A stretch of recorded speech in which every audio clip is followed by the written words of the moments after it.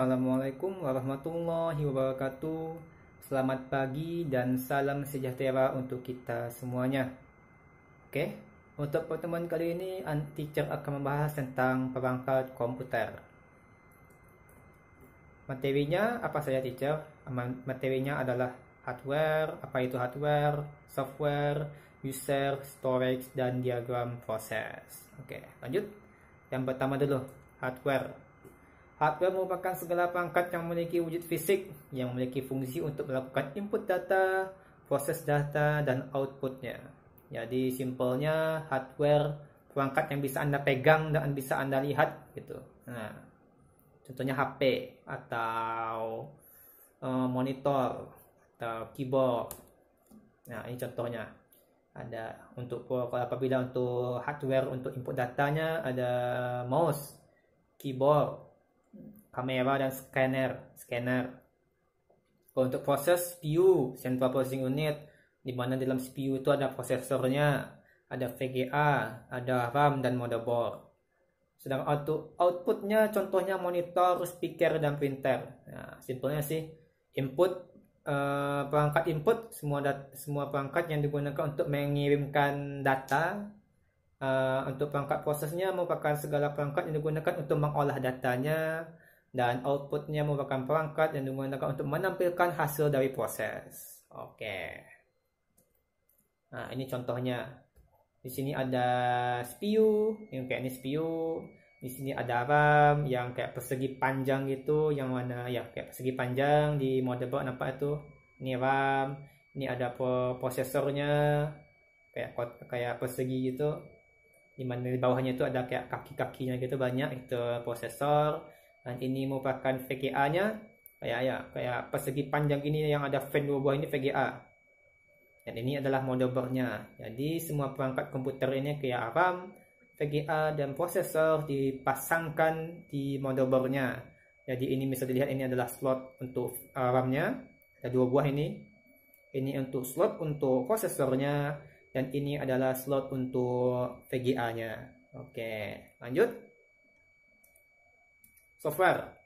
Software merupakan sekumpulan data elektronik yang disimpan secara digital yang dapat menjalankan sebuah perintah khusus. Dan software merupakan tidak memiliki wujud fisik. Software itu tidak bisa dilihat. Contohnya apa, teacher? Contohnya ini, ada Adobe Photoshop, merupakan software untuk mengolah gambar. Media Player Classic Home Cinema untuk mengolah video, PowerPoint untuk presentasi, dan Word untuk mengolah kata.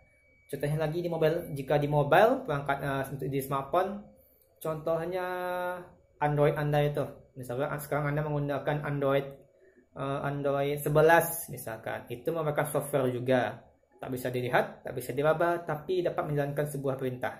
Oke, lanjut. User. Ya, ini artinya sih pengguna ya. Tapi user ini dibagi juga berdasarkan jenis pekerjaannya. Contoh, user yang mengolah, yang digunakan, yang sering mengolah blog gitu. Contohnya posting di blog, itu disebut dengan author. User yang kerjaannya menginputkan data, mengirimkan data di sebuah perusahaan, administrator sebut itu. User yang kerjanya editing data, editor berkelas, itu editor. Nah, contohnya banyak lagi lah jenis dari user gitu. Operator juga termasuk user juga. Oke, lanjut. Storage. Storage atau media penyimpanan merupakan perangkat yang digunakan untuk menyimpan data yang telah diproses. Oke, Ananda pasti tahu itu. Kalau di mobile, Ananda pasti pernah melihat memory card-nya. Atau bagi yang punya flash disk merupakan perangkat penyimpan data juga. Ini contohnya. Contohnya seperti ini. Yang terakhir mungkin Ananda nggak tahu disket, mungkin ya disket. Disket ini merupakan media penyimpanan dahulu sebelum flash disk, hard disk, dan SanDisk mungkin, memory card ya. Soalnya disket ini penyimpanan tahun 19-an mungkin. Karena ini sudah jarang dipakai lagi karena media penyimpanan sangat kecil sekali. Ini ada 1,44 MB, kecil sekali, jadi nggak dipakai lagi biasanya. Sudah digantikan dengan flash disk, hard disk, dan memory card. Oke, lanjut. Diagram proses. Ini dia tampilan bagaimana kinerja hubungan interkoneksi antara input device, proses data, dan output device seperti ini. Simpelnya seperti ini.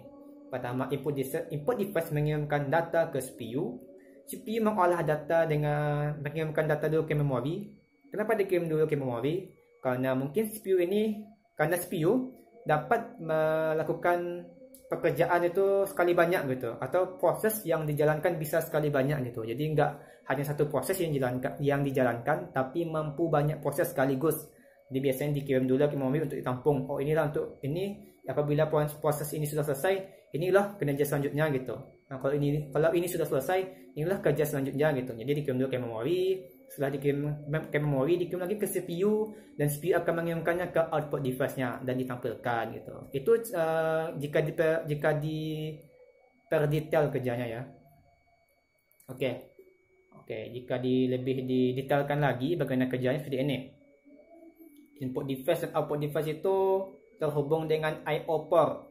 I/O port itu merupakan input output port. Nah, jadi ini port yang digunakan untuk menghubungkan input atau output device ke CPU. Contohnya Anda tahu tuh, kalau di laptop pasti kayak ada port 2 atau port 3 untuk menghubungkan mouse Anda atau flash Anda, itu portnya juga. Atau di komputer atau di CPU itu yang di belakang itu kayak juga ada port untuk mouse dan port untuk keyboard. Nah, itu juga port juga.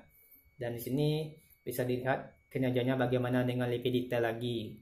Ada dikirim dulu ke CPU. Ketika CPU itu diproses dengan CU dan ALU. CU itu merupakan control unitnya dan ALU merupakan arithmetic logic unitnya. Nah, juga dikirim juga ke memori. Di memori juga ada ROM,